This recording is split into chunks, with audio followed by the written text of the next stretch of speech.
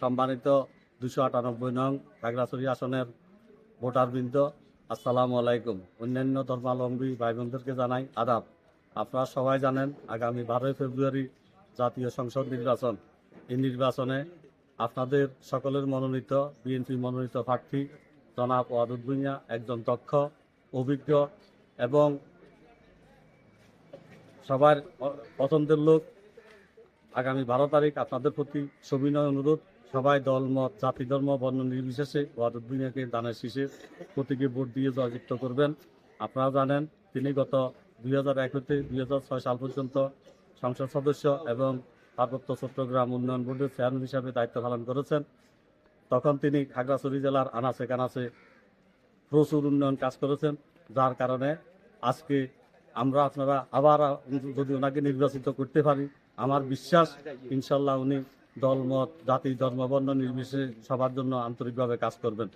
তাছাড়া নতুন প্রজন্মের জন্য আমরা একটা নতুন সুন্দর খাগড়াছড়ি সুন্দর এলাকা গড়ে দিতে চাই।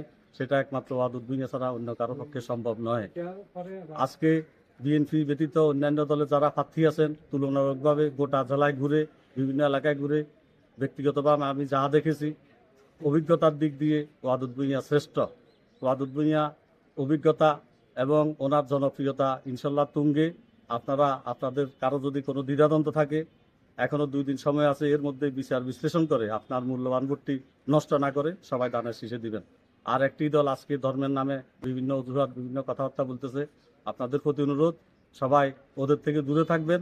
ওদের মিথ্যা প্ররোচনায় কেউ ধোকায় পড়বেন না, কেউ কারো কুরুচিপূর্ণ অথবা কোনো ইয়াতে নাজেহাল না হয়ে সবাই আমরা ঐক্যবদ্ধভাবে দানের শীষে ভোট দেব। ইনশাল্লাহ দানের শীষ প্রতীক আগামী 12 তারিখ বিজয়ী হবে ইনশাল্লাহ, এই প্রত্যাশা ব্যক্ত করছি।